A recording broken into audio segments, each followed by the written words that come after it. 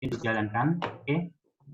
Berikutnya waktu Mas, saya panggil Mas Yayan karena terbiasa dari awal.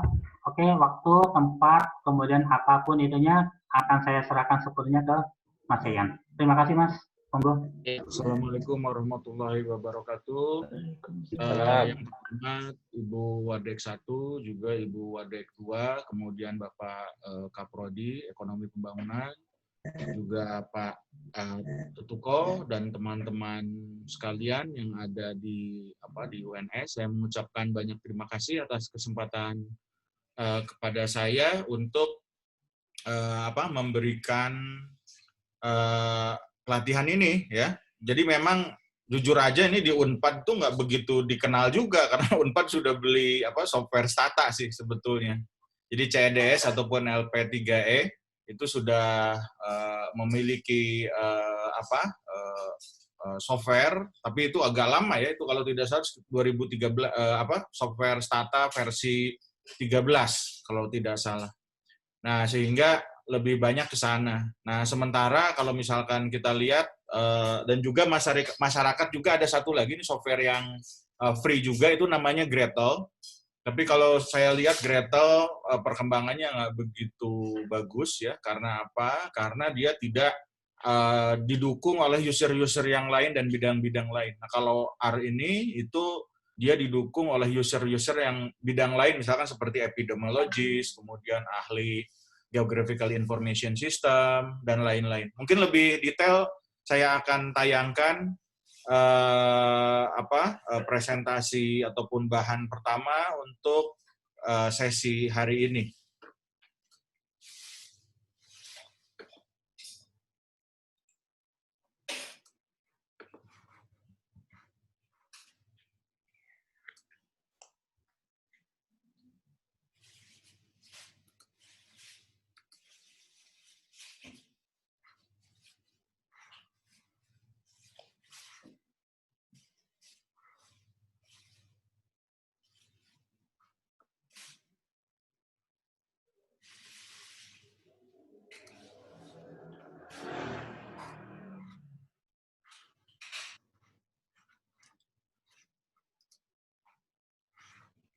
Sudah saya share, Bapak. Udah ya? Bisa ya? Sudah, Pak. Oke. Oh, berarti ini punya yang di sana ya, bukan dari saya berarti? Iya, Pak. Ini dari saya, Pak. Oke. Oke, lanjut, Mas. Oke. Alasan mengapa hal ini penting ya, tadi saya sebutkan, mungkin balik lagi ke sebelumnya. Ke previous. Oke. Nah, jadi kalau misalkan kita lihat kenapa di sini saya cenderung bahwa R, ini menyebutnya adalah R. R itu untuk melakukan riset-riset akademis ya. Jadi di sini karena apa? Karena kalau misalkan kita lihat di sini,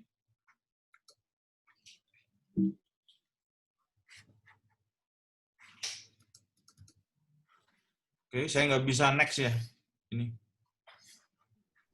Halo. Iya, Pak. Saya nggak bisa next. Dari saya aja lah, Mas ya. Nggak apa-apa kan? Enggak apa-apa, Pak. Oke, kalau gitu ya. Sebentar ya. Iya, Pak. Dari punya saya aja.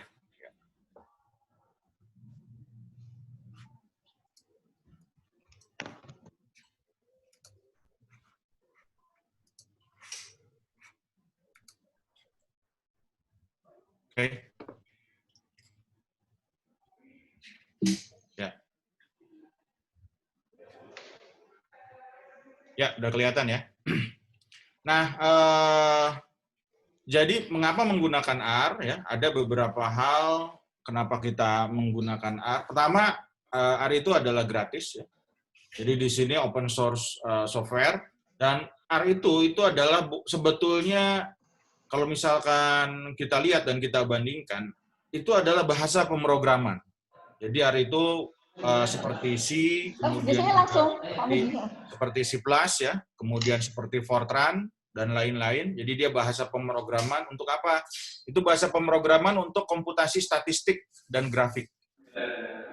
Nah, jadi pertama itu ditemukan oleh IKH dan Gentleman, itu tahun 96. Ya, jadi sejak tahun 96 ini software ini sudah ditemukan.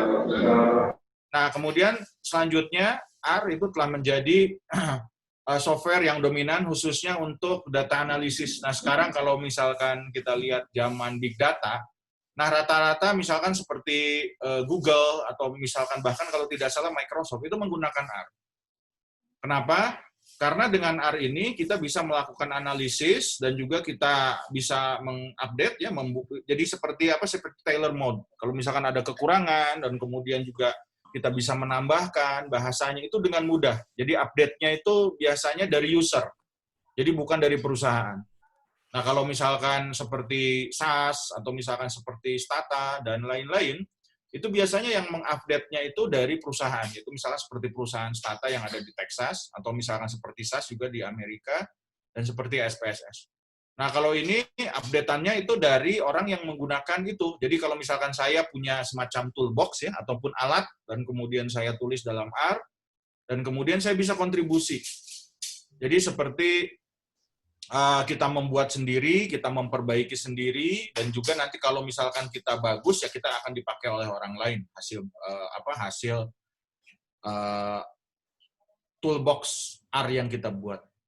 Nah kemudian pada beberapa tahun ini ya R itu menjadi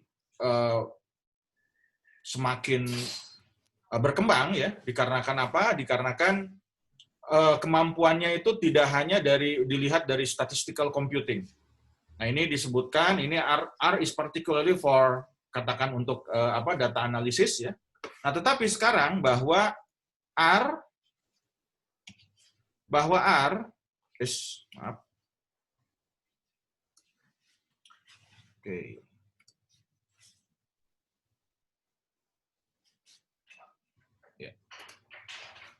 Nah, bahwa R itu bisa memiliki kapabilitas untuk GIS ya atau Geographical Information System seperti tadi terlihat sekilas ya. Jadi tidak hanya untuk analisis statistik saja, tetapi dia untuk analisis spasial juga. Nah, sehingga softwarenya itu yang asalnya itu hanya dari 3 ini, kemudian juga dia jadi kalkulator, dan sekarang dia berkembang menjadi Geographical Information System. Nah, yang dikembangkannya yaitu adalah berdasarkan pada bahasa fungsi ataupun bahasa matematika dan logika. Jadi untuk mempelajari R ini memang dia agak berbeda, tapi kalau misalkan kita lihat dengan if-use, ya if-use juga ada yang disebut dengan command mode ya. Jadi di sini kalau dibandingkan dengan if-use yang menu scroll down ya, jadi fungsinya itu misalkan seperti pakai scroll down menu kemudian klik. Nah, kalau di R itu enggak. Itu yang jadi kendalanya dan yang membuat kadang-kadang mahasiswa nggak mau ya. Karena apa? Karena misalkan untuk belajar bahasanya itu agak repot. Tetapi kalau misalkan dengan kondisi yang sekarang di mana proses katakan regresi itu tidak hanya satu model, itu bisa beribu model. Nah, software R itu kita bisa karena di Indonesia itu karena dengan software ini kita bisa mengolah data itu lebih dari 10 fungsi dengan cepat.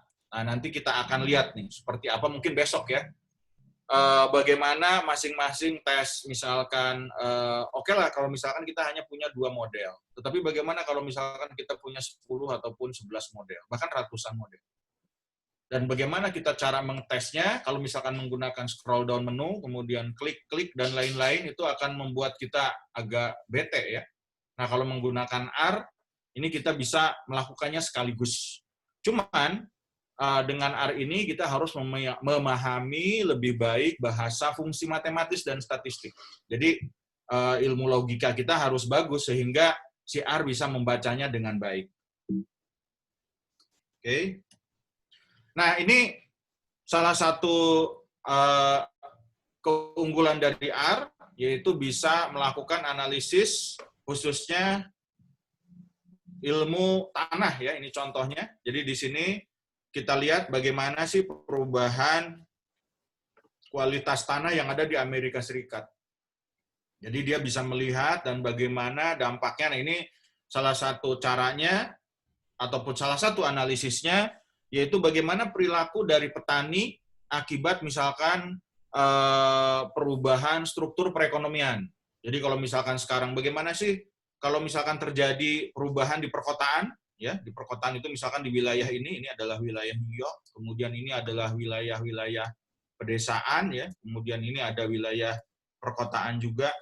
Nah, akibat hal tersebut dampaknya seperti apa? Nah, itu bisa dilakukan oleh R. Karena apa? Karena di sini bahwa R itu memiliki paket ataupun package, itu namanya ekologi package, kemudian ada spatial modeling package. Nah, salah satu keunggulan dari R, ya, salah satu keunggulan dari R itu pertama bahwa dia memiliki fungsi yang banyak. Ini kurang lebih sekitar ada 2.000 paket. Jadi ada 2.000 paket ataupun 2.000 toolbox. Nah, nanti kita akan belajar toolbox-nya.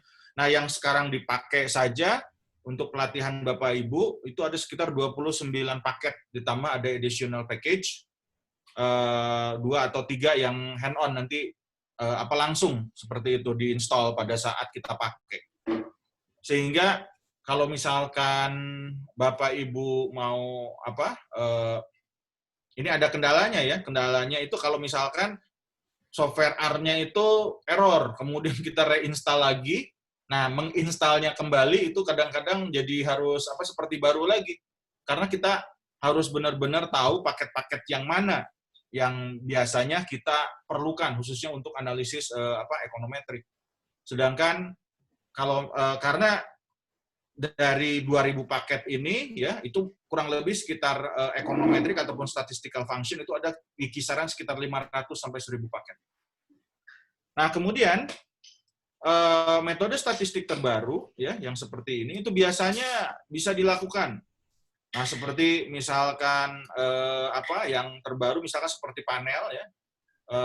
Misalkan seperti fungsi fixed effect khusus untuk namanya kalau tidak salah regression heterogeneity dummy variable ya. Itu sudah ada ya, yang di Stata ada, kemudian di R ada, kemudian seperti BLP. Jadi BLP itu bagaimana sih mengukur tingkat permintaan, kemudian juga bagaimana fungsi choice function atau preference function. Biasanya ada di Mixlogit ya. Itu selain di Stata juga di R juga sudah ada untuk micronometric. Kemudian juga very good community support. Nah, di sini mereka punya supportnya sendiri. Nah, itu biasanya ada beberapa project itu yang justru membuat semacam programming R, dan biasanya ini seperti European Commission, ya. Jadi European Commission itu dia punya riset, kemudian uangnya dari European Union juga, dan kemudian mereka biasanya suka bikin add-in untuk memudahkan analisa.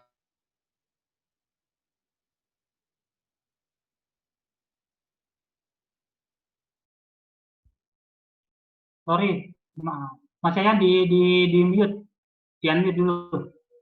Itu katakan. Oke, terima kasih. Oke. Nah, jadi kalau misalkan di negara-negara Eropa bahwa yang selalu diprioritaskan kaum akademisi itu selalu diberi kemudahan untuk apa? Untuk memperoleh piranti lunak, software, pengembangan software, dan kemudian juga keilmuan yang gratis. Nah, sehingga setiap kebijakan khususnya bidang riset selalu ada hubungannya dengan pembuatan modul, ya, kemudian juga pengembangan software, dan itu pasti akhirnya ke gratis, jadi tidak berbayar. Nah, kemudian juga di sini tutorial dan manualnya juga ada, nanti saya akan perlihatkan seperti apa, dan buku-buku juga, misalkan seperti textbook itu sudah ada juga. Kemudian juga ini very powerful dan flexible scripting language.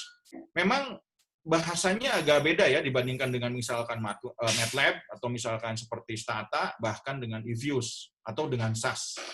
Nah, tetapi kalau misalkan kita bandingkan, mungkin yang agak dekat ya R itu seperti C ya, C+.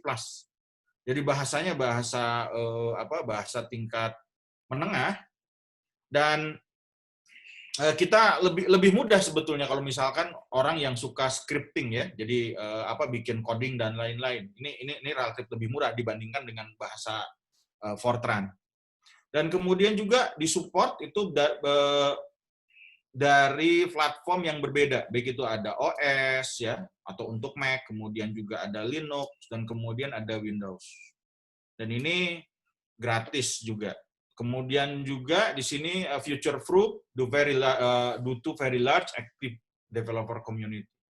Jadi kita bisa ngecek dan juga kita bisa merubah, kemudian kita bisa mengkritisi, dan juga kita bisa melakukan yang sifatnya akademis. Karena apa? Karena open source. Nah, tetapi kelemahannya, jika kita lihat di sini, karena dia itu sifatnya adalah sinteks atau menggunakan bahasa pemrograman, itu menjadi sulit.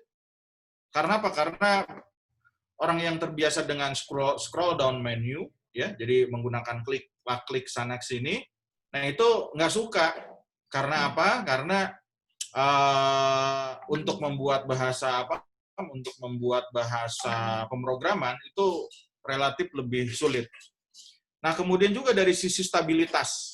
Nah, ini stabilitas kadang-kadang datanya itu memang tidak stabil stata ya. Kalau stata itu kalau ngambil data dengan cara misalkan baik itu dari Excel, misalkan maupun itu dari the base ataupun yang lain, itu terkadang data manajemennya lebih baik. Nah, kalau di R ini itu data manajemennya kita harus ada triknya. Jadi kita bisa melakukan trik, nanti saya akan ajarkan bagaimana, dan agar dia bisa dibaca oleh R. Kalau misalkan misalkan SAS atau misalkan Stata atau misalkan SPSS, untuk interconnection ataupun conversion data itu bisa dilakukan dengan sangat mudah dan data manajemennya juga relatif lebih efisien. Nah, kalau R ini kita harus benar-benar strict terhadap asumsi data yang digunakan dalam R. Nah, kemudian juga ini dibutuhkan hardware yang powerful. Karena apa? Karena kalau misalkan dia itu mengolahnya datanya itu besar, nah ini menjadi kendala. Karena apa? Karena dibutuhkan memori yang sangat besar. Dan kemudian R itu adalah gratis dan open source, itu tidak ada tambahan biaya dan lain-lain. Nah, sehingga kalau misalkan kita lihat, karena R itu adalah low cost ya, dan juga tidak ada commercial statistik program, artinya kita nggak usah bayar subscription, misalkan tiap tahun harus bayar, dan kemudian juga kita nggak usah misalkan memasukkan dalam budget khususnya untuk riset, misalkan beli software ya, tapi kita bisa mengembangkannya dengan lebih baik. Nah, sehingga R ini itu biasanya banyak digunakan oleh preset seperti itu. Jadi kalau di R ini ya, sifatnya itu kalau misalkan kita anggap itu masih belum ada, kita yang harus buat. Atau misalkan kita harus cari kira-kira tool yang mana yang relatif tepat untuk kita gunakan sesuai dengan riset yang kita lakukan. Nah, jadi yang diharapkan dari R itu adalah dari sisi fungsionalitinya, kemudian juga fleksibilitasnya, dan kemudian juga ada integrability.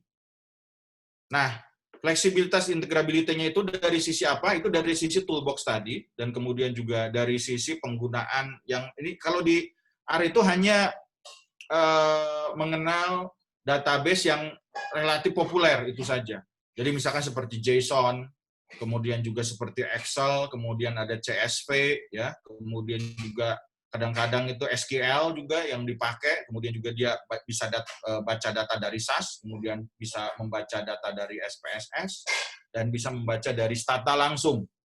Kalau dulu itu saya mulai menggunakan itu sejak tahun 2000 berapa ya? 2010-an kalau tidak salah. Sejak 2010, itu 2009 saya intensif menggunakan R. Untuk mengimpor data ini itu banyak sekali konversinya. Jadi kadang-kadang si R itu harus dikonversi dulu, dibaca Excel. Dari Excel kemudian dibaca jadi teks. Sesudah teks dibaca jadi matriks. Nah, kalau sekarang itu enggak. Kalau sekarang kita bisa narik data langsung misalkan dari Excel jadi matriks seperti itu. Atau bahkan kalau misalkan database data manajemennya bagus, kita bisa langsung masukin ke R dan kita langsung bisa olah. Nah, ada lagi bahwa selain dari R itu perusahaan, ada beberapa perusahaan yang mencoba untuk memperindah R supaya graphic user interface-nya menjadi lebih baik, apa yang disebut sebagai integrated development interface. Jadi ada IDE. Nah, IDE ini itu disebut sebagai R Studio. Jadi integrated development environment tadi ya, yang dikhususkan bagi R itu diberi nama mereknya R Studio.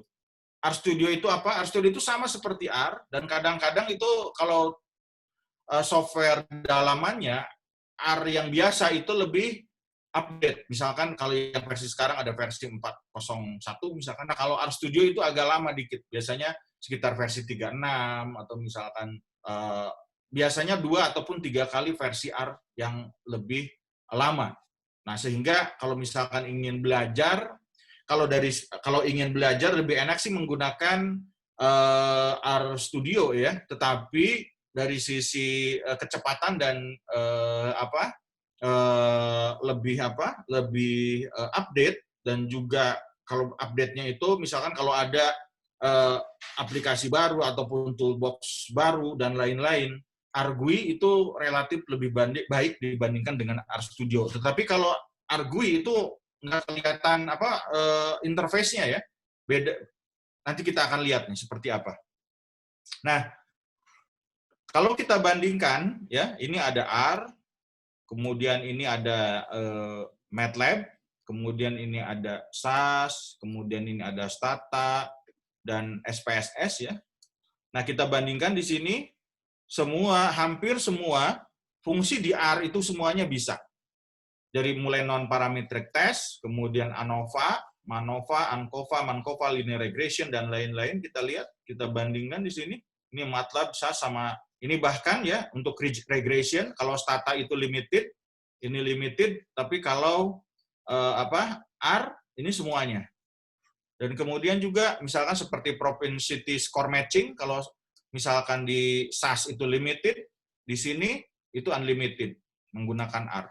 Kemudian ini yang SAS Stata untuk stochastic volatility biasanya digunakan untuk model-model di ekonomi makro. Ini limited, di R itu bisa. Bahkan untuk Markov chain yang di sini yang di atas Yang di atas 10 kode ya. Ini di mana di Stata belum ada, di SAS belum ada, di R sudah ada. Dan kemudian kalau kita lihat di sini untuk yang model spline, non-parameter smoothing, sampai stochastic optimization, kita lihat di sini, stochastic optimization, di Stata tidak ada, di SAS ada, kemudian di MATLAB sudah ada, nah di R itu sudah ada. Nah, untuk stochastic optimization ini, itu sangat penting khususnya dalam analisis ekonomi ya, model-model misalkan ekonomi dinamis, ekonomi dinamik. Nah, jadi kita bisa menggabungkan beberapa toolbox di R, dan kemudian kita bisa menghasilkan riset yang lebih kaya dibandingkan dengan, jadi tidak hanya berbicara mengenai statistik dan ekonometrik, tetapi fungsi matematiknya juga ada, yaitu terutama untuk optimization. Dan yang asiknya lagi, kembali saya katakan ini gratis. Jadi kalau misalkan saya katakan tadi kenapa ini untuk riset, karena kalau misalkan kita bandingkan masing-masing software ini, kita lihat ini R lebih banyak bisa dibandingkan dengan software statistik lainnya. Akan tetapi memang tadi kadang-kadang dia agak nggak stabil ya, dan juga dari sisi data itu relatif harus di-tricky bagaimana agar data manajemennya itu bisa langsung kita pakai. Nah, ini menu dari R, ini yang pertama adalah menu dari GUI ya, yang ini. Ini versi Windows, kemudian ini R Studio. Jadi basically kalau misalkan kita lihat yang di R GUI, yang ini ya, R Console yang ada di sini itu sama dengan yang ini. Cuman kalau yang di R Studio antara source kemudian juga dan environment-nya dan juga file-file yang bisa kita buka ini satu yang disebut dengan IDE ataupun Integrated Development Environment. Nah, yang ini. Jadi Integrated Development Environment, jadi kita bisa lihat dalam satu window dan kita bisa ngecek. Kalau saya lihat di sini idenya ini RStudio itu seperti Gauss. Jadi kalau Bapak Ibu mengenal Gauss ya, Gauss ini mirip-mirip seperti RStudio ini. Mungkin ya karena Gauss itu lebih duluan ya, saya kira RStudio ngambilnya dari Gauss. Apa idenya seperti itu. Nah, kemudian beberapa aplikasi dari R ya. Misalkan ini untuk apa? Untuk menghitung harga dari permata ya. Ini ada modelnya yang sebelah sini. Kemudian juga ini untuk analisis spasial. Kita bisa menghitung juga di sini, dilihat nih peta Indonesia untuk mengukur seperti apa. Nah, ini datanya bisa dimasukkan seperti itu. Kemudian ini adalah direktori sumber datanya. Kemudian ini adalah hasil dari output ataupun konsolnya. Jadi yang disebut dengan konsol itu adalah output. Jadi ketika data itu kita masukkan, kita perintahkan, maka yang dihasilkannya itu adanya di konsol. Sedangkan kalau ini ya, ini adalah bahasa input. Jadi kita membuat input bahasa ya, dan kemudian kita nanti masukkan ke Stata dan outputnya itu ada di konsol. Seperti itu. Dan sedangkan output yang satu lagi ya nanti itu akan keluar di beda window. Nah, kalau di RStudio ini semuanya dalam satu integrated development environment. Oke. Nah, yang selalu menjadi catatan, mengapa sih belajar R itu sulit ya? Ini yang harus juga Bapak Ibu ingat. Bahwa belajar R itu tidak mudah karena apa? Karena yang pertama tadi adalah menggunakan bahasa sintaks ya. Jadi kalau sintaks itu logikanya harus bagus, kemudian kita juga modelingnya juga harus baik ya. Sehingga kita harus benar-benar antara logika model, misalkan seperti model-model ekonomi itu dengan data dan dengan pembangunan model dan analisis statistiknya harus sinkron. Jadi kalau misalkan itu agak sedikit beda ya, atau misalkan tidak logis, maka kadang-kadang dia nggak iterate, nggak convergence. Karena apa? Karena kemungkinan konsep dan datanya itu tidak nyambung, sehingga konvergensinya itu lama, gitu kan, sehingga tidak solve. Nah, yang pertama adalah terlalu katanya graphic user interface. Nah, ini ada beberapa orang mengatakan padahal R itu udah seperti tadi ya, udah demikian ringkas dan lain-lain, tapi menganggap bahwa dia itu katanya terlalu banyak GUI-nya ataupun graphical user interface. Jadi harusnya seperti apa? Mungkin harusnya pakai DOS kalau dulu, atau pakai terminal. Supaya apa? Supaya si memorinya nggak masuk ketika mengolah data, habis hanya untuk tampilan. Nah, seperti itu. Kalau Fortran kan itu basisnya itu di terminal. Jadi dia nggak usah bikin graphical user interface.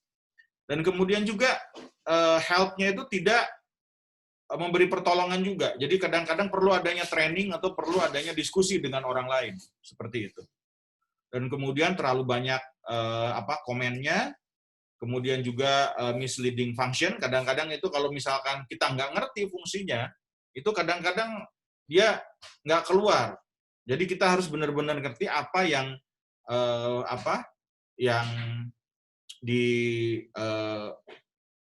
jadi si fungsinya itu pertama kita ngerti dulu konsepnya, sesudah konsepnya ngerti, kemudian juga maksud fungsi ini seperti apa, dan kemudian bagaimana data itu digunakan, dan kemudian baru kita mengerti outputnya itu akan seperti apa.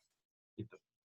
Dan kemudian juga ada inkonsistensi itu dari sisi nama ataupun fungsi. Kadang-kadang ada yang sintaksnya itu inkonsisten, dan kemudian ini dangerous control of variable. Nah, saya kira ini bukan di R ya, tapi mungkin di kita. Jadi kadang-kadang kalau misalkan kita kontrol variabelnya nggak bagus, hasilnya keluar. Tapi ketika hasilnya keluar, tetapi seperti tadi saya katakan, jika kita data generating prosesnya jelek, kemudian juga modelnya yang kita bangun juga itu nggak uji spesifikasinya itu jelek, nah sehingga ketika kita produce output, itu hasilnya itu jelek. Jadi di sini tidak hanya kita mengetahui softwarenya, tetapi nilai-nilai angka, data, kemudian juga model dan analisis data yang digunakan oleh R itu kita harus benar-benar ngerti. Itu syaratnya. Karena kalau misalkan kita lihat nanti sesudah slide ini, nah sehingga apa? Sehingga terkadang menjadi inconsistent ways to analyze multiple variable. Jadi kalau saya di sini ini tergantung dari user ya. Dan R itu memang tidak se-versatile Stata, karena kalau Stata itu data manajemennya juga bagus, kemudian juga konvergensi dan teknik iterasinya itu mereka buat dengan dengan baik ya, karena berbayar tadi ya. Tapi kadang-kadang kalau ini kita harus menggunakan toolbox yang lain ya. Kita cari misalkan di search di internet, kenapa ya kalau misalkan menggunakan analisis ini enggak ini, oh ternyata algoritmanya dirubah. Nah, kita harus lihat juga ini, oh kenapa? Nah, jadi kita harus update lagi dan lainnya. Jadi kita benar-benar harus learning curve kita itu harus terus diupdate. Jangan sampai ketika sudah belajar ini, kemudian juga selesai lupa. Nah, itu biasanya ketika belajar lagi seperti baru lagi. Kemudian juga dari sisi data generating process, kemudian juga poor ability to select data set, dan loop phobia. Jadi loop phobia itu biasanya jika kita melakukan regresi terhadap data yang berbeda-beda. Nah, bagaimana caranya? Nah, kalau misalkan di Stata ataupun di MATLAB itu ada namanya for value. Jadi kalau misalkan kita masukkan for value untuk misalkan fungsi regresi dengan data yang berbeda, untuk regresi yang sama, datanya ada misalkan 100 data.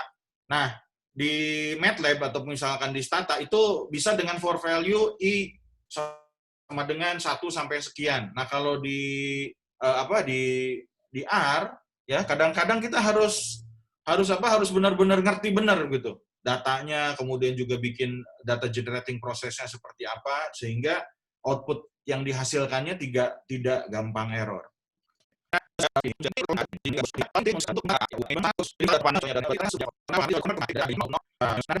Nggak mengolah karena dia datanya nggak seimbang seperti itu. Nah sehingga walaupun datanya nggak seimbang,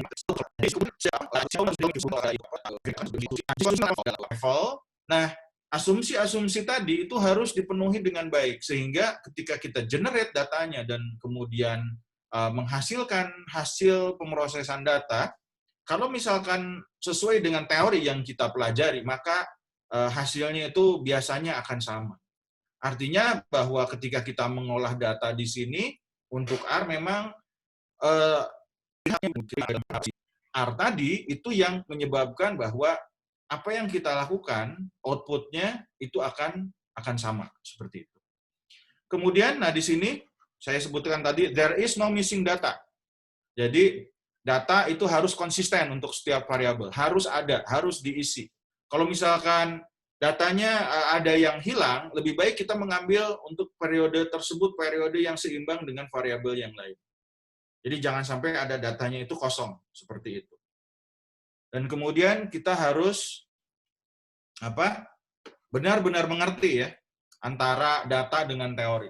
Jadi antara teori dan data itu, misalkan dalam teori ilmu ekonomi, fungsi produksi ya. Nah, fungsi produksi dengan misalkan kita ingin melakukan analisis untuk growth melalui fungsi produksi. Nah, kalau misalkan growth itu, oke, datanya berarti dia menghitung growth. Nah, kalau menghitung growth berarti ini growth-nya itu akan seperti apa.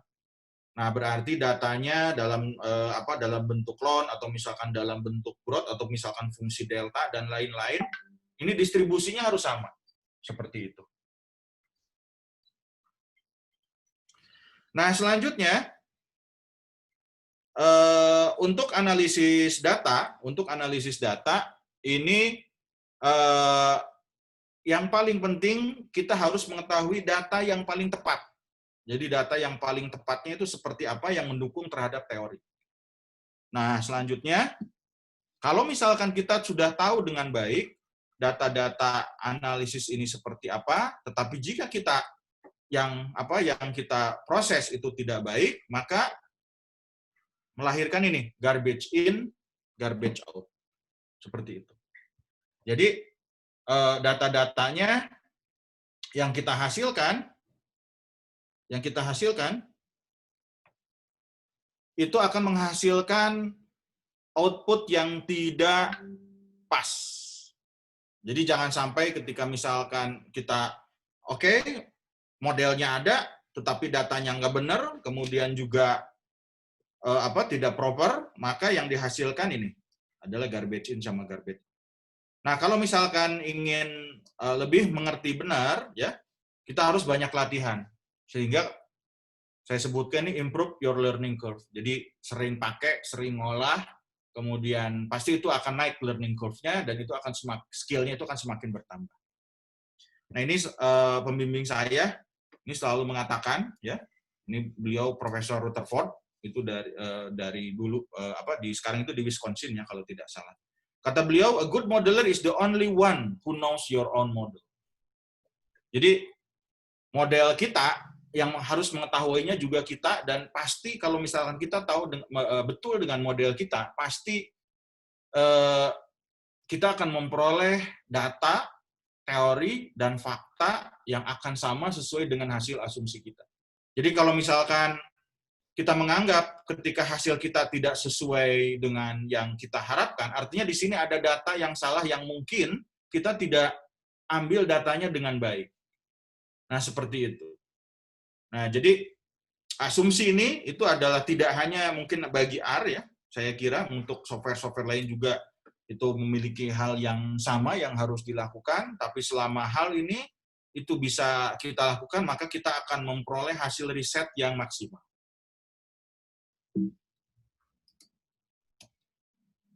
Nah, untuk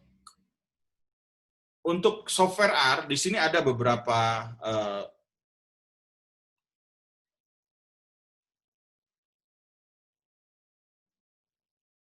oke.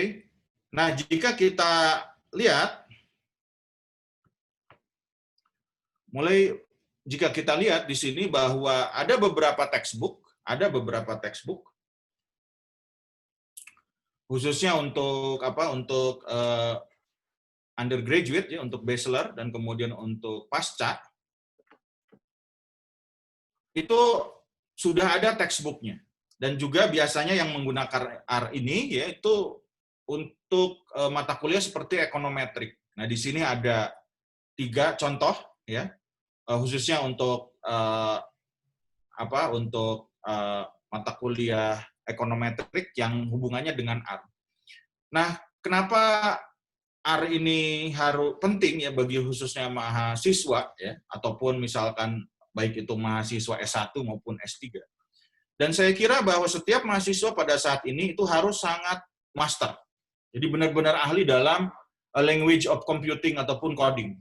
Karena apa? Karena nanti ke depan, ya, profesi ekonom itu kalau berdasarkan kemarin, ya, hasil studi yang dilakukan oleh American Economic Association, bahwa ilmu ekonomi ke depan itu setiap orang itu hanya harus dibahani dengan ilmu coding yang bagus.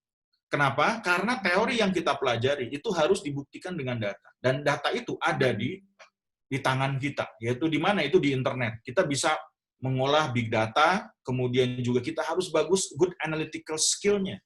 Berarti setiap mata kuliah itu harus menyajikan analisis yang sifatnya katanya itu harus handy. Jadi handy itu ada teori, kemudian ada data, kemudian diolah, kemudian dianalisis, dan kemudian baru sesudah itu hasilnya dikeluarkan, dan bagaimana intuisi dari setiap mahasiswa itu terhadap hasil dari analisis dia sendiri ataupun hasil olahan dia sendiri.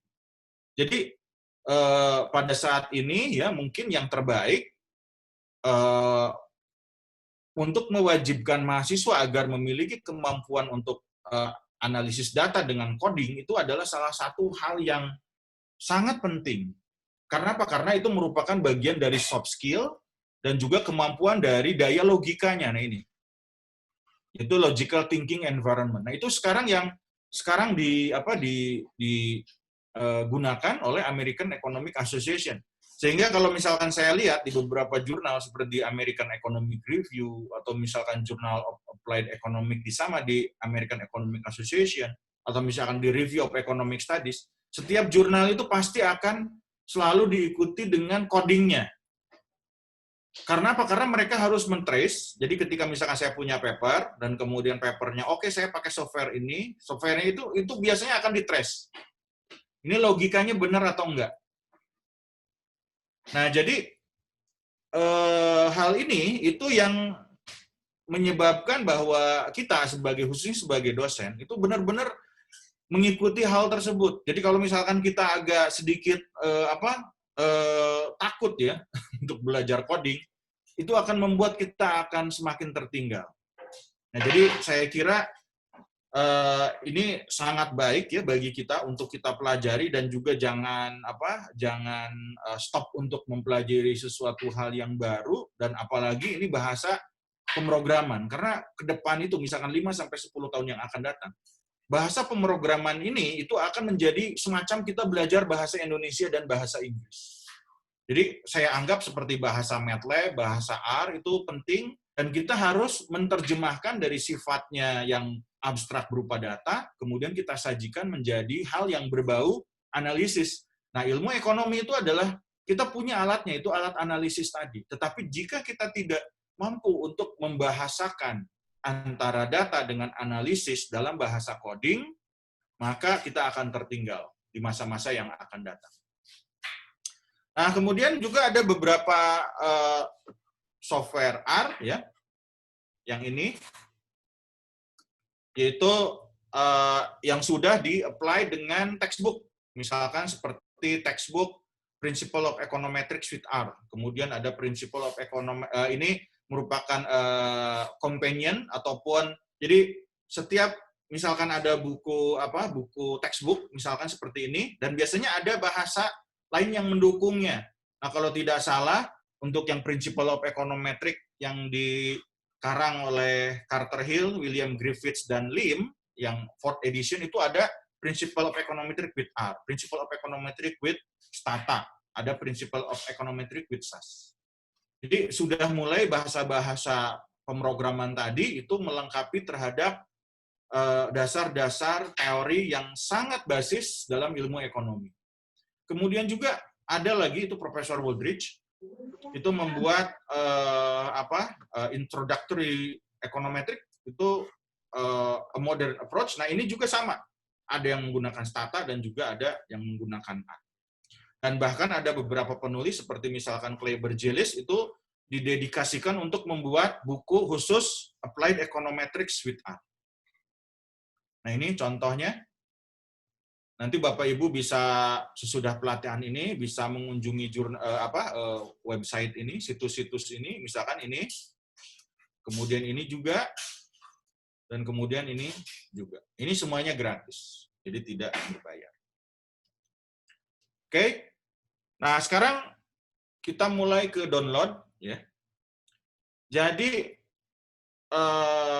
sekarang Bapak Ibu sudah mendownload semua, mungkin Pak Mas Tetuko, apakah sudah download semua pesertanya?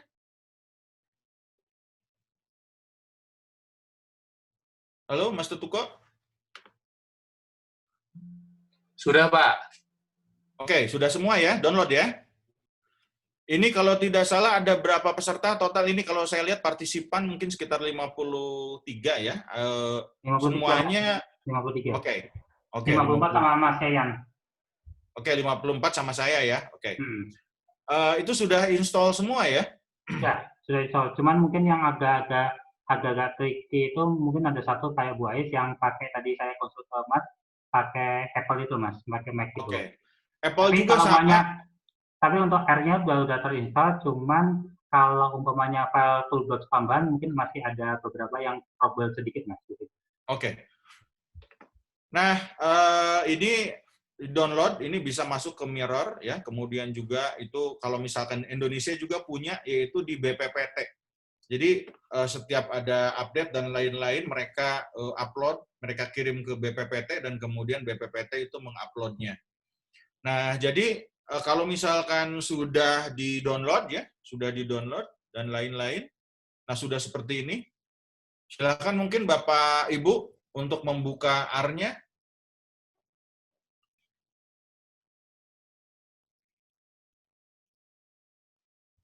Monggo Bapak Ibu, R-nya monggo dibuka. Itu nanti disesuaikan ya, R yang 64 apa R yang 86. Itu tergantung operation sistem Windows masing-masing. Ada kesulitan? Kalau ada kesulitan, feel free ya untuk raise hand. Nanti kami akan membantu sampai bisa.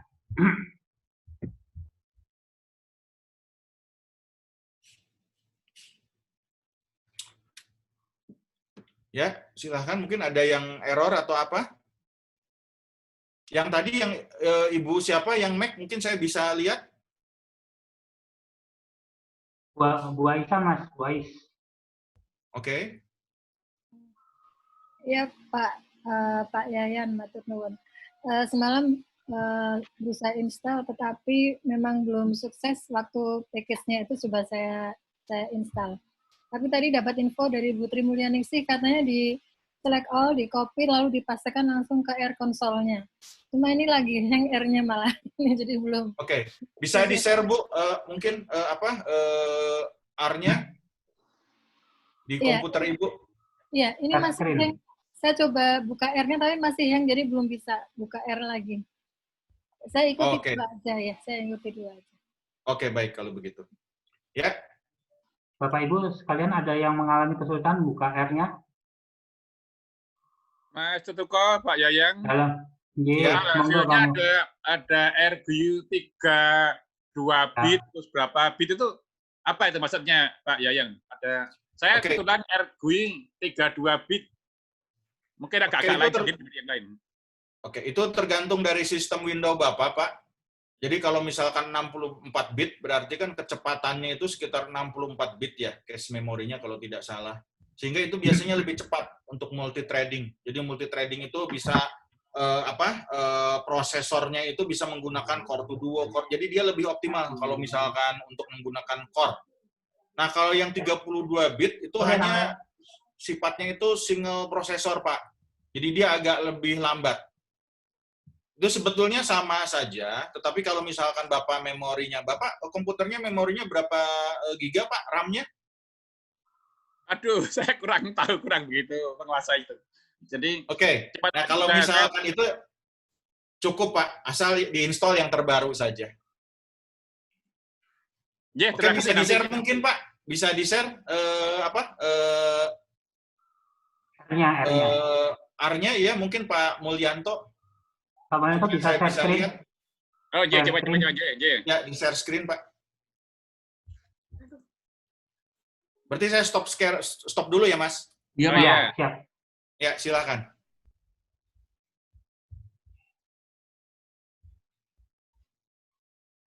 Oke, Pak.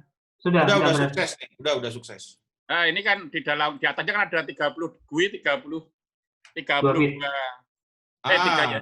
Nah, coba Pak dilihat, bisa di-scroll Pak ke atas, Pak. Oke, wah keren nih Pak. Bagus, Pak. Ya, sip. Terus ada satu lagi, Mas, ada pertanyaan dari Mbak Winnie. Ya. Monggo Mbak Winnie. Iya, selamat pagi, Pak. Ya, selamat pagi, Bu. Mohon info, saya sudah menginstal R, terus ini ada dua file, RI386 dan RX64. Ini yang dipakai yang mana ya, Pak ya? Sama aja, Bu. Mau pakai 32 atau mau pakai 64 sama saja. Ya, terima kasih, Pak. Karena kan kita belum mengolah data yang banyak gitu kan? Oh, nggih. Jadi kalau misalkan datanya, misalkan Ibu udah ngolah datanya misalkan jutaan, nah baru kita pakai 64. Kalau misalkan untuk training pada saat ini, saya kira yang 32 udah cukup sebetulnya. Yang penting jalan lah. Kita bisa ngeran. Seperti itu. Oke, terima kasih, Pak. Ya. Ya, gimana, ada yang lain? Ada yang kesulitan mungkin? Bisa di-share screen-nya? Monggo kalau yang kesulitan, monggo di unmute. Kalau enggak kita jalan tahap berikutnya. Ada kesulitan? Apakah ada yang belum install R? Ya. Apakah ada yang belum install R?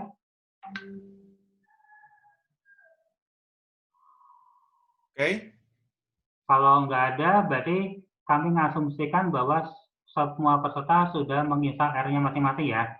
Dan apakah R-nya ada yang nggak jalan? Mas Tetuko, boleh tanya Mas Tetuko? Monggo Mbak, feel free Mbak. Iya, Pak Yayan mau tanya, saya udah nyoba install package-nya. Tapi untuk tahu bahwa package yang tadi additional itu sudah terinstall atau belum, caranya gimana Pak Yayan? Oke, Terima bisa kasih. di-share Bu, screen-nya, screen komputernya bisa di-share? Oke, saya coba Pak.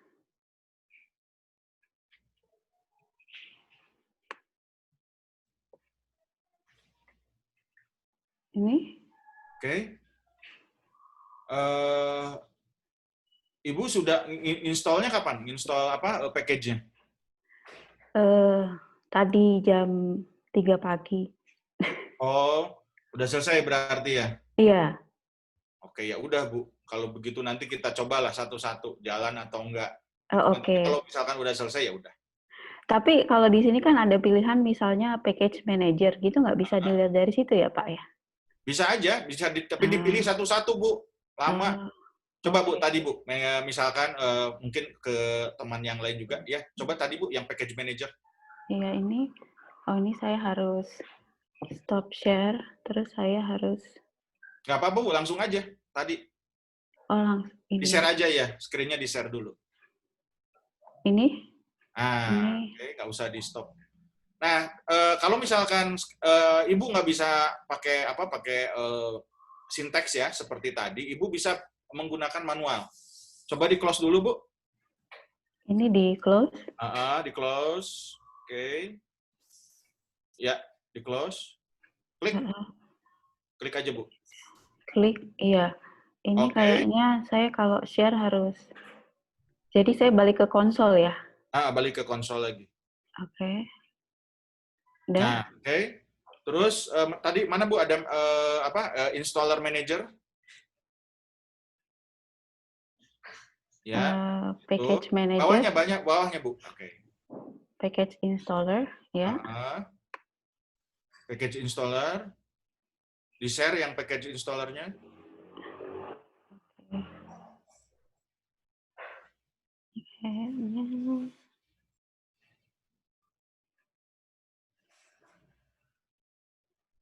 Ya. Nah, ini coba di sana dicari Bu namanya Zoo. Di contohnya kan Broom ya. Contohnya kan tadi ada, di package-nya ada Broom ya. Coba atau Broom aja Bu, BROOM.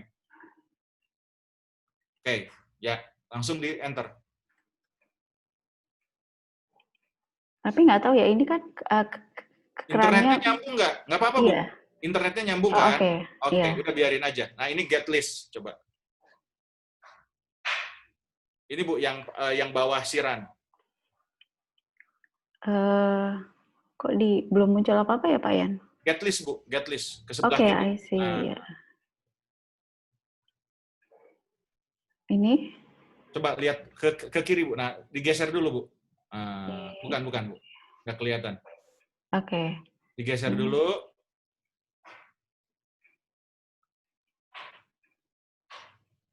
Ini kayaknya, ya.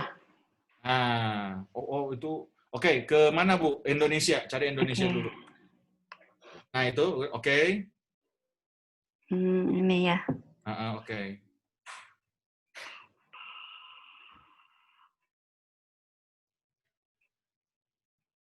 Ini? Oke, nah itu ada Broom, yes.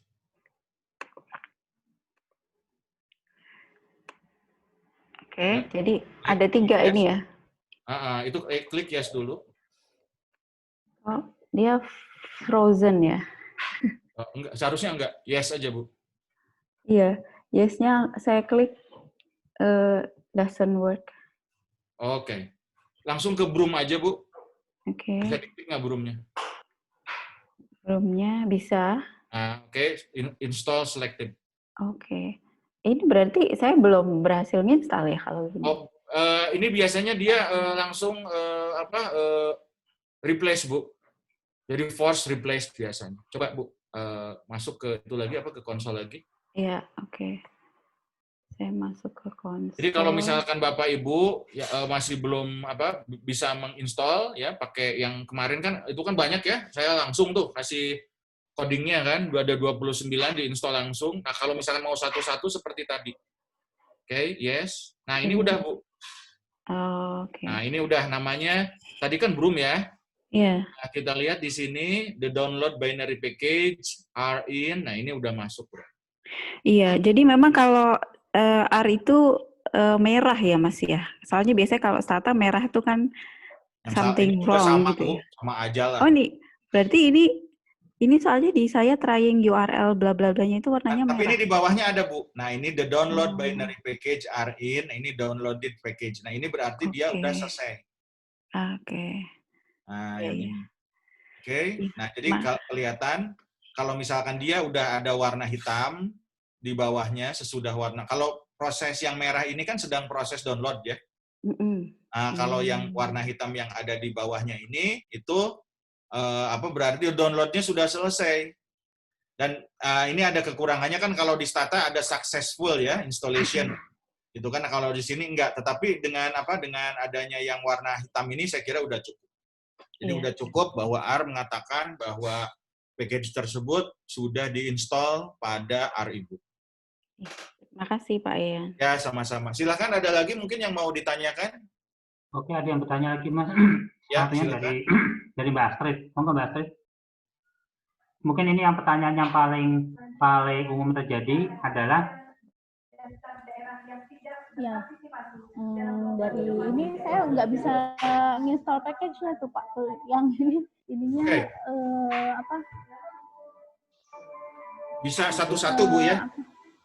Ya. Kita bisa satu-satu. Oke. Coba di-share Bu komputernya.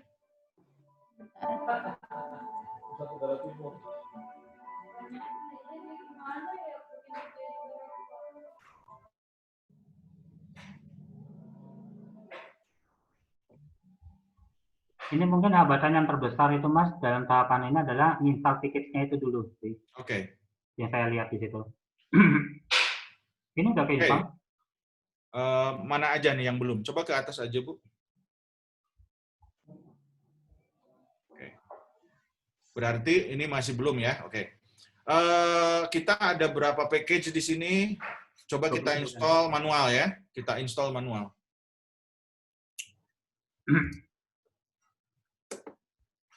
Oh ya Mas, ada pertanyaan juga untuk tampilan R di Windows sama di Mac ada perbedaan apa tidak? Itu ada juga yang bertanya karena tadi ada peserta yang bilang kok tampilan saya beda dengan tampilannya Bu Tri. Oh, sebetulnya sama aja sih, nggak beda jauh. Coba ke Bu Astrid, bentar ya, mungkin Bu Astrid dulu ya, nanti ke pertanyaan yang tadi Mas tentu kok tanyakan. Siap. Oke. Mbak Astrid. Tapi yang file yang tadi yang udah tolong di itu ya dimasukkan dalam foldernya ya, file yang udah di sharing, yang itu yang harus diinstal. Oke, silakan Bu Astrid share komputernya.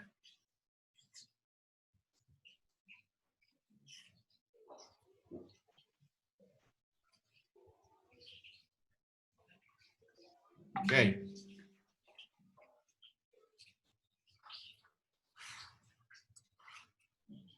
Nah, udah. Coba Bu, sekarang masuk ke install, ke package. Udah tadi packages. Ya. Installer, packages. Oke, kemudian di sini cari AER. AER.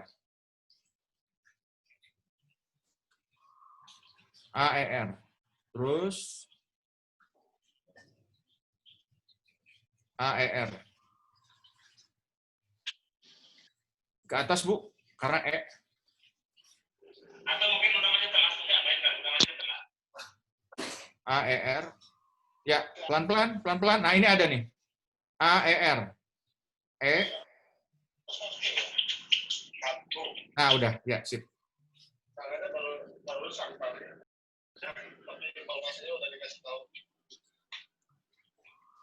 Udah, Bu, biarin aja, Bu.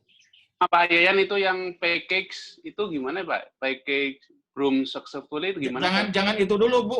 Tadi jangan ditutup dulu, biarin dulu, salah tadi. Coba ulangi lagi, Bu. Package lagi. Ya, install package AER yang tadi. Ya, oke. Udah, sabar dulu, sabar. Nanti dulu. Ya. Oke. Oke, successfully ya. Unpack and MD5 sums checks. Oke, udah. Kemudian car. Packages lagi, Bu.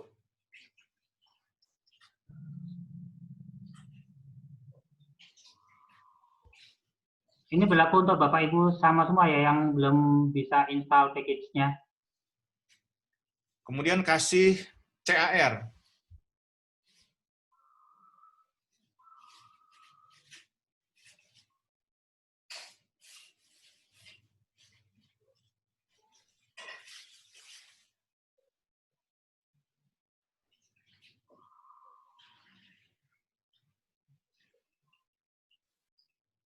Terus, nah itu ada car. Ah itu, ya, oke.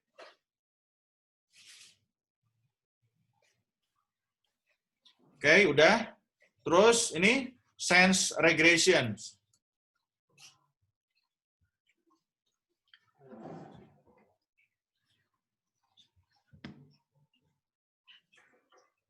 C, yang C, Bu, bukan S. CENS.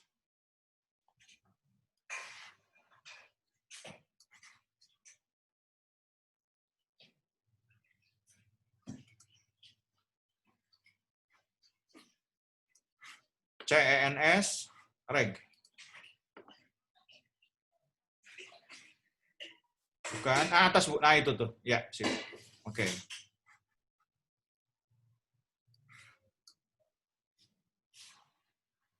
Ya, udah.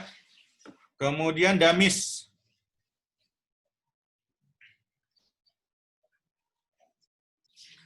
Mungkin Bapak Ibu yang lain sama-sama mengikuti ini, Bu Astrid. Mungkin sama-sama semuanya, mungkin Pak Kuseni, Pak Agak Dekan. pelan-pelan, Pak.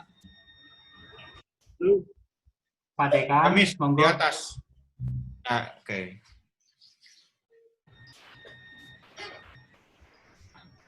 Oke. Kemudian dynamic limb, din limb ya. Din limb.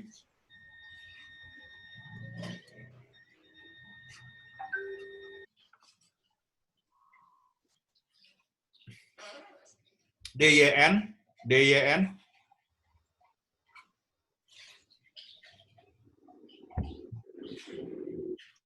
DYN.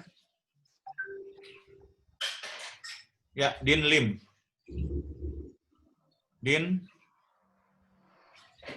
L harusnya din limb. Dynamic, nah itu. Ya, oh ini mah dynamic linear model. Oke, bentar dulu. Saya lihat dulu. Oke, klik.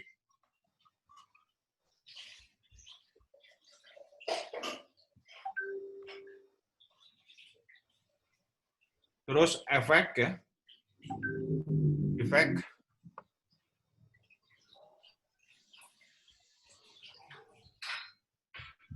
Ya. Effects. Ya.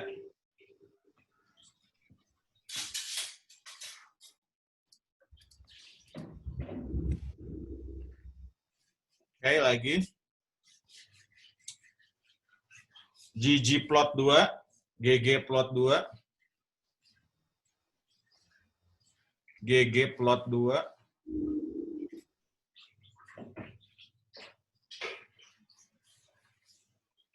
Nah, itu di bawah, Bu, ada ya.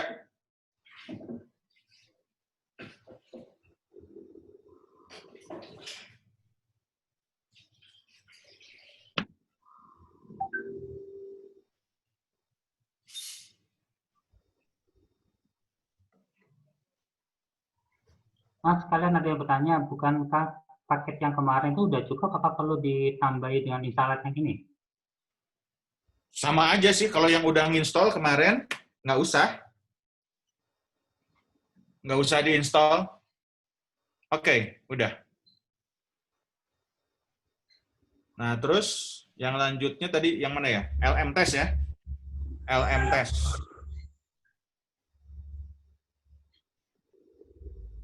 LM test.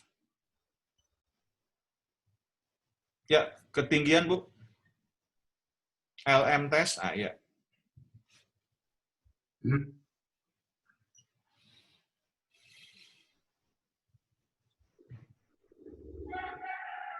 Kemudian maps.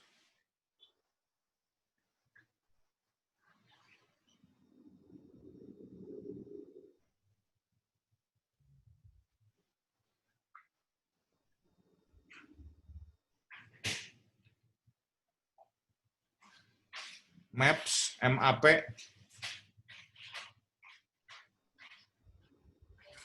Ya.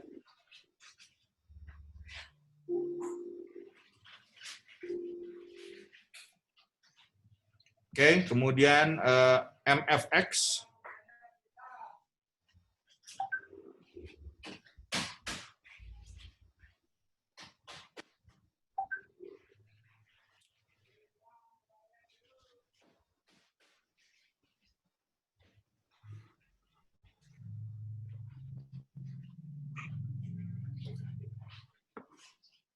Oke.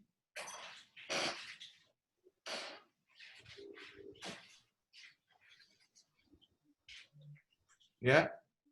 Kemudian orchid. Ya,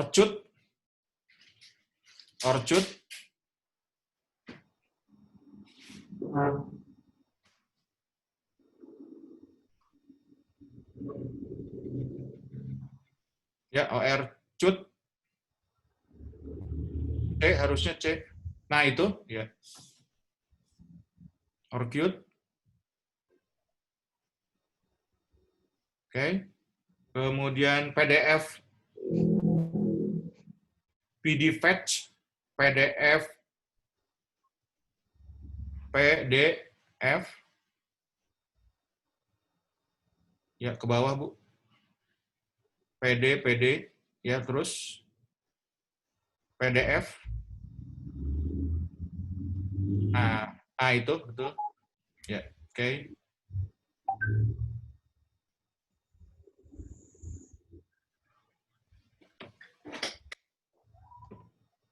Kemudian PLM, ini untuk panel.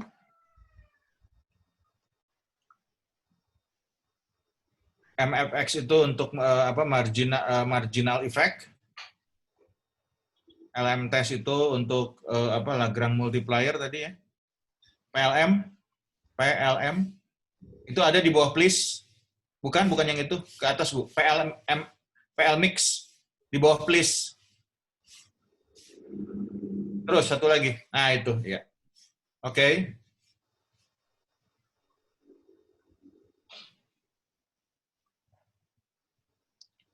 Kemudian sandwich.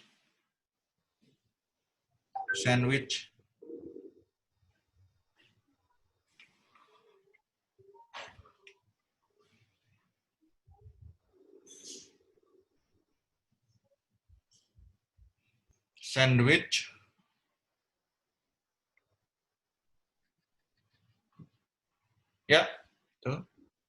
Oke.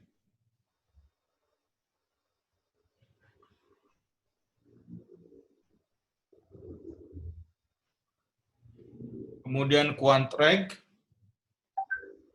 Ini nanti kita akan pelajari itu mengenai quantile regression. Quantreg. Ya, itu.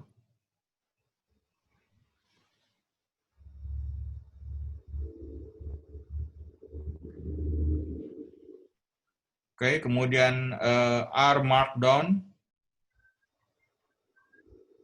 RMA.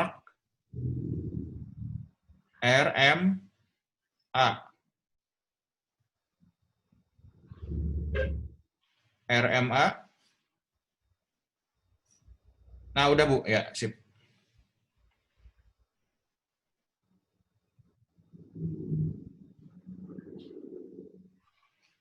Oke, lagi. Sample selection. Ini untuk Heckman ya, Heckman selection model.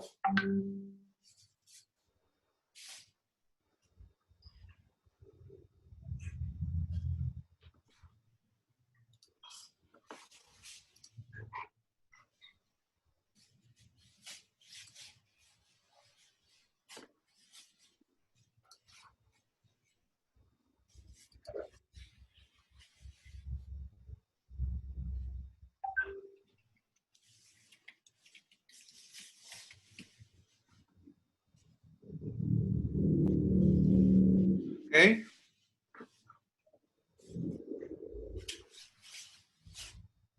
Apa Bu? Sistem Stargazer Bu? Udah tadi ya? Stargazer ya? Belum Pak, Stargazer belum. Stargazer Bu. Stargazer sama survival.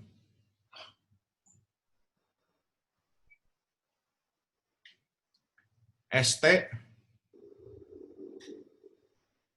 Kebayang kan Mas Tutuko kalau satu-satu? Mas Tutuko? Kebayang Mas, kebayang. Jadi mending Kebayang, pakai Mas. apa?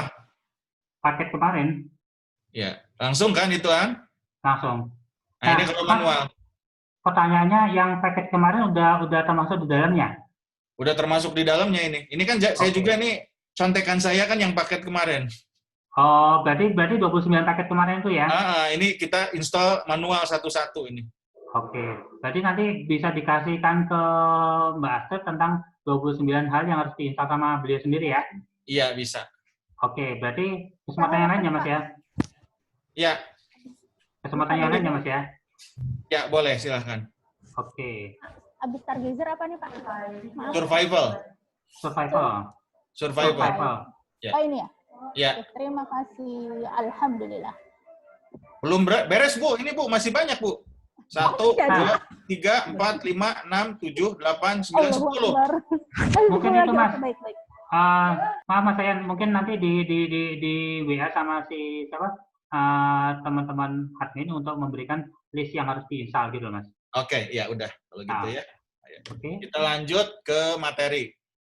Sebentar, sebelumnya tuh ada pertanyaan bagi teman-teman yang belum bisa. Ini adalah salah satu cara untuk menginstal file tambahan toolbox yang tadi dikasih tahu, yang diberitahu sama Mas Ayan sebelumnya. Dan kita sudah diberikan 29 packaging yang harus diinstal di dalam R itu. Ada kesulitan buatan bagi Bapak Ibu semuanya? Oh ya, ada pertanyaan dari Pak Dekan di Unis. Beliau bertanya, kalau umpamanya beliau udah punya R yang tahun 2018, apakah harus diinstal lagi atau harus diupdate lagi? Kalau bisa diupdate lagi. Monggo Pak Dekan di unmute aku saya ini. Oke, silakan di itu aja apa di share aja komputernya. Kalau itunya udah download apa R yang terbarunya udah download. Pak Husaini monggo. Pak Husaini di unmute dulu. Iya Mas Tuko. Oke, monggo silakan. Ditayangin. Kita di R-nya udah di-update. Perlu di-update nggak Mas Yan? Ya, ditayangkan aja. Ditayangkan dulu aja. Assalamualaikum Pak Yayan. Ya, waalaikumsalam warahmatullahi Pak. Mohon Ya, izin ini Pak? saya 2018 dulu itu pernah install. Apakah ini harus diupdate ulang gitu maksudnya ya? Kalau bisa mungkin diupdate aja Pak. Nggak apa-apa, di-download aja dulu Pak. Yang terbaru udah download yang terbarunya Pak? Yang terbaru udah dikasih Mas Tuko, kebetulan saya ada tapi belum saya install gitu. Karena ini yang 2018 ini yang saya punya. Oke, diinstal aja Pak yang dari Mas Tuko. Oh gitu ya? Oh baik. Makasih ya Pak ya. Oh iya, sama-sama Pak. Tapi nanti kalau udah diinstal, hubungi saya lagi Pak ya, supaya paketnya harus diinstal juga. Oh, langkah-langkahnya sama dengan Mbak Astrid tadi ya? Ya, tadi. Tapi kalau yang ada dua hal. Kalau misalkan yang Mbak Astrid tadi yang manual. Tapi kalau yang Mas Tetuko itu langsung otomatis. Jadi generate langsung. Nggak manual seperti tadi. Jadi lebih cepat. Ya Pak, makasih Pak. Ya, sama-sama. Sama-sama. Ya, mungkin silahkan. Ada teman-teman yang lain sebelum kita masuk buka R-nya? Monggo, feel free. Pak Dekan jangan lupa di mute lagi ya. Ya. Tadi Bu Ais sepertinya ada masalah lagi Pak Tetuko. Monggo Bu Ais. Langsung aja. Bu Ais. Di unmute Ibu. Masih hang ini, nanti saja yang saya. Di reset aja Bu, laptopnya Bu. Iya, ini mau saya restart dulu. Ya. Oke, makasih Pak. Ya, sama-sama Bu. Bu Jumina, wonten masalah?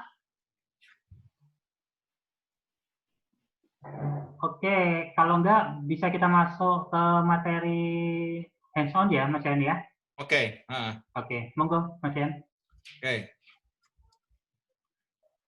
Nah, kita akan, ini harus diinstal ya, ini ada 29, jadi satu-satu tadi udah dari air, car, ini semuanya. Jadi memang kita akan menggunakan paket-paket ini untuk mendukung hasil analisis kita.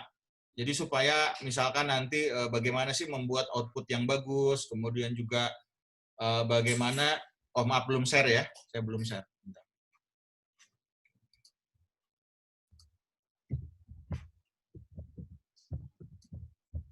Oke, saya belum share ini. Mohon maaf.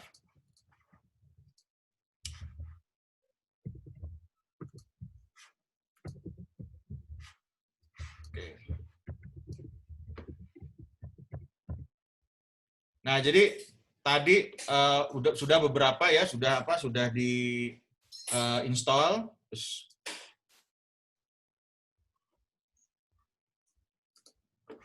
Oke, jadi saya kira di sini harus diinstal dulu ya sebelum masuk ke materi selanjutnya. Karena apa? Karena nanti takut ketinggalan. Jadi biar semuanya juga mengikuti dan semuanya jadi bisa. Jadi mohon Bapak Ibu yang lain yang sudah selesai agak bersabar sedikit.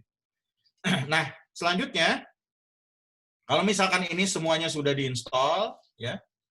Mungkin nanti Mas Tetuko ketika sesudah pelatihan ini Bapak Ibu yang belum diinstal harus diinstal juga supaya nanti besok minimal bisa sama gitu Mas. Jadi jangan sampai ketinggalan gitu kan. Ya. Kalau sekarang kan mungkin tadi ada yang belum diinstal atau installnya kan bisa satu-satu gitu kan. Ya.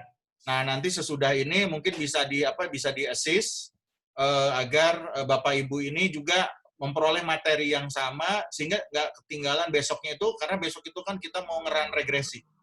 Ya. Seperti itu.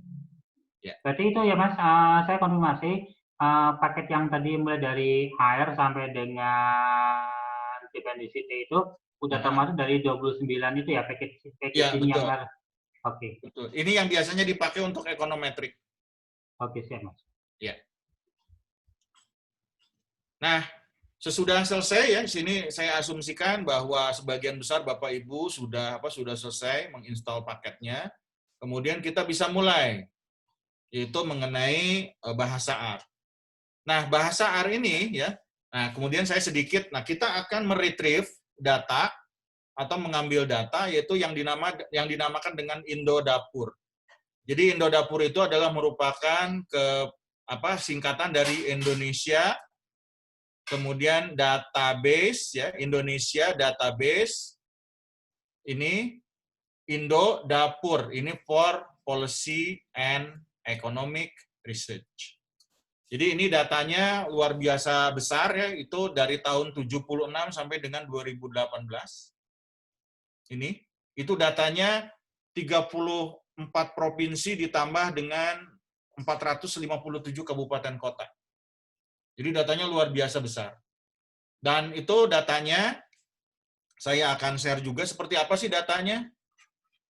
Ini saya akan perlihatkan.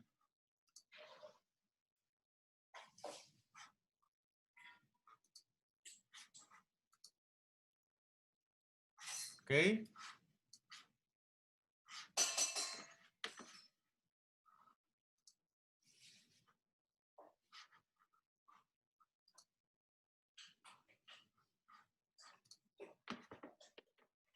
Oke, ini saya hilang nih filenya sebentar.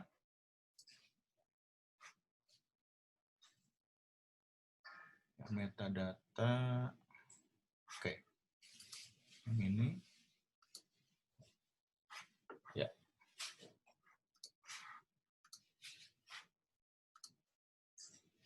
Oke, nah yang ini.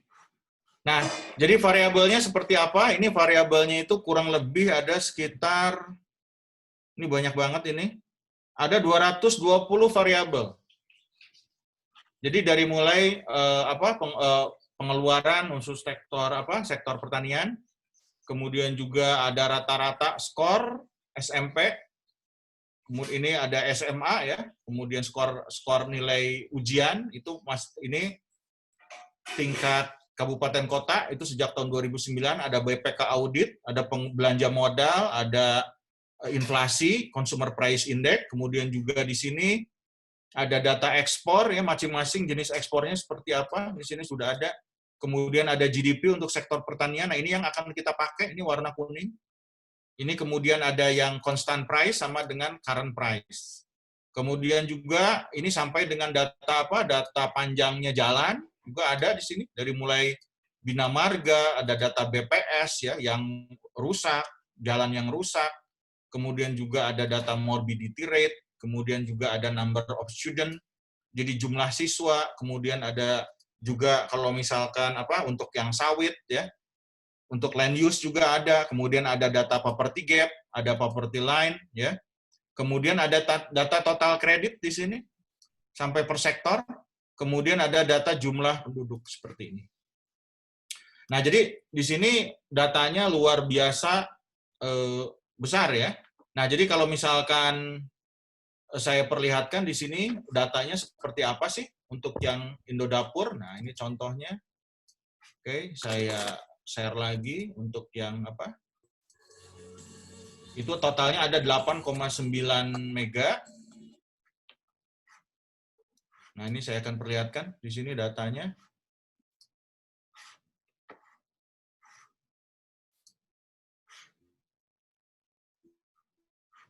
Nah, yang ini sebentar. Ya, nah ini data Indodapur. Nah, ini untuk khusus saya mengambil itu Jawa Tengah. Nah, ini ada kodenya IDJT ya dan lain-lain seperti itu. Ini kita lihat ini variabelnya seluruh kabupaten kota Jawa Tengah mungkin ya, saya nggak begitu tahu karena ini datanya itu sampai dengan Kabupaten Wonosobo. Oke. Nah, variabelnya seperti apa? Kita lihat di sini. Ini variabelnya kalau misalkan ini datanya tidak hanya Jawa Tengah, tapi sampai Aceh. Nah, ini contohnya. Ini ada Aceh. Dan kemudian datanya saya ini semua seperti itu. Kemudian ini pilihan indikator ya. Jadi kalau total, nih sebentar, saya... Oke, ini sudah ada. Ini indikatornya. Oke. Nah, jadi itu sampai data observasinya itu berapa ya? Ya, ini sampai Kulon Pro. Oh, Yogyakarta ya, bentar.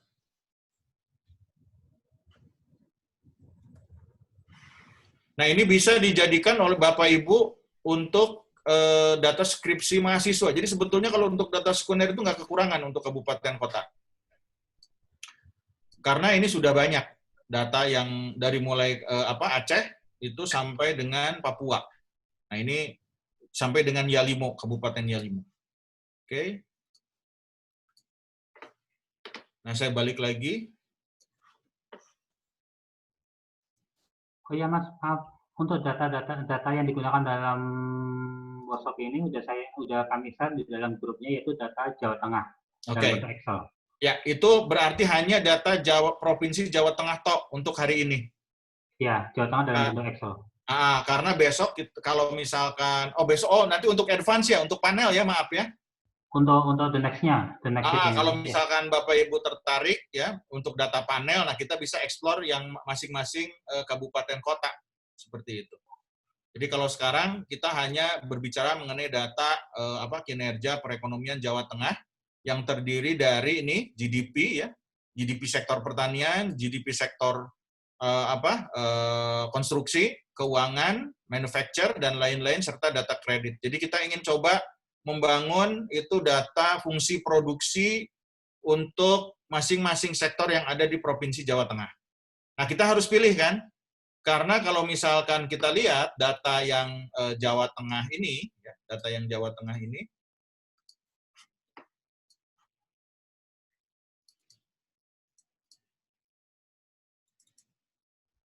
mungkin nanti Mas Ali bisa share kembali di grup ya data Jawa Tengahnya, karena udah ketumpuk chat yang sebelum-sebelumnya. Oke, nah yang ini.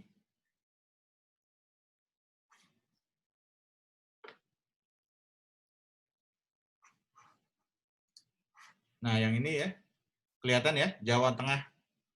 TS itu time series. Jadi, nah, yang saya lakukan di sini ada beberapa adjustment ya.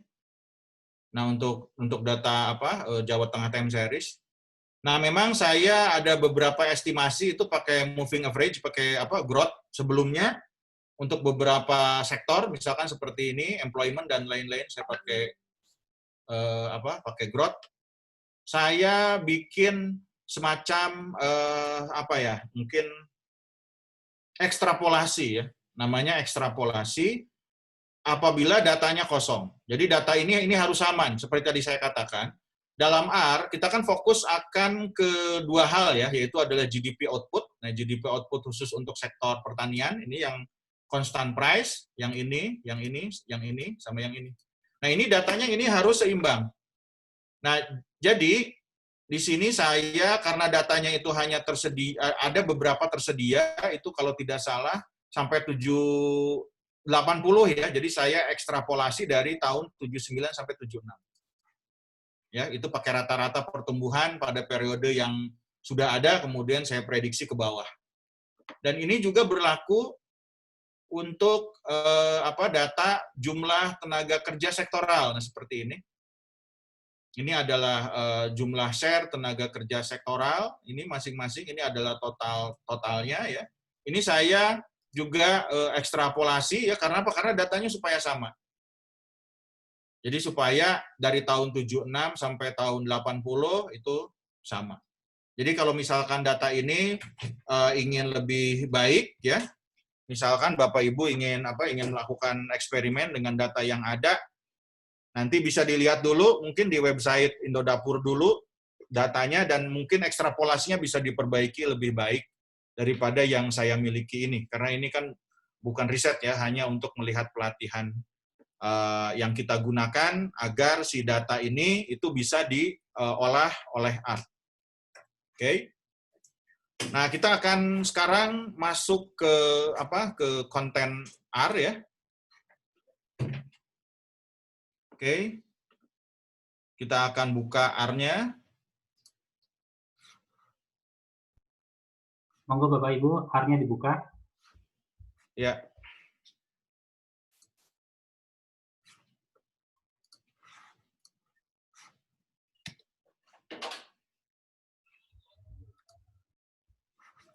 Oke, R-nya silahkan Bapak Ibu buka.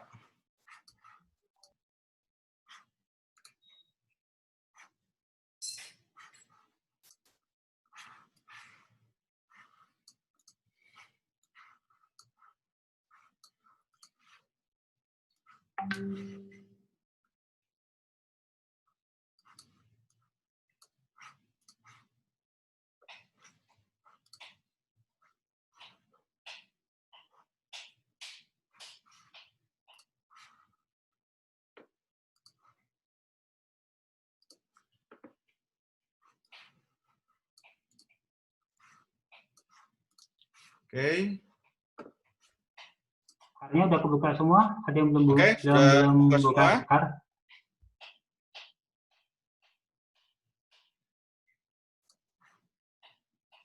Ya, nah ini ya. Nah kita kita harus merefresh dulu. Ya, ini kebiasaan saja. Karena nanti kalau misalkan ini sifatnya itu sinteks ya, kita akan mengambil lagi. Oke. Nah, itu kemudian ketik RM ya. Seperti itu. Ini untuk menghapus semua memori. Mungkin dibesarkan bisa nggak? Ditampilkan agak-agak besar. Oke. Segini ya. Tampil lagi katanya nggak untuk pengetikannya nggak bisa di zoom ya kayak model Word perbesaran. Oh nggak ada ini Mas, nggak bisa. Ada, ya? Oh nggak bisa Mas. Jadi RM di sini mengerase seluruh memori ya. Ini RM list sama dengan ls. Nah seperti itu. Oke, sudah? Sayangnya nggak kelihatan Pak ya. Oh, Mas, mohon izin, mungkin Mas Yayan bisa buka di Word dulu untuk tampilan itu nanti tinggal di copy paste di R-nya. Oke, baik kalau gitu. Oke, saya copy ya. Jadi pertama ngetik dulu ya.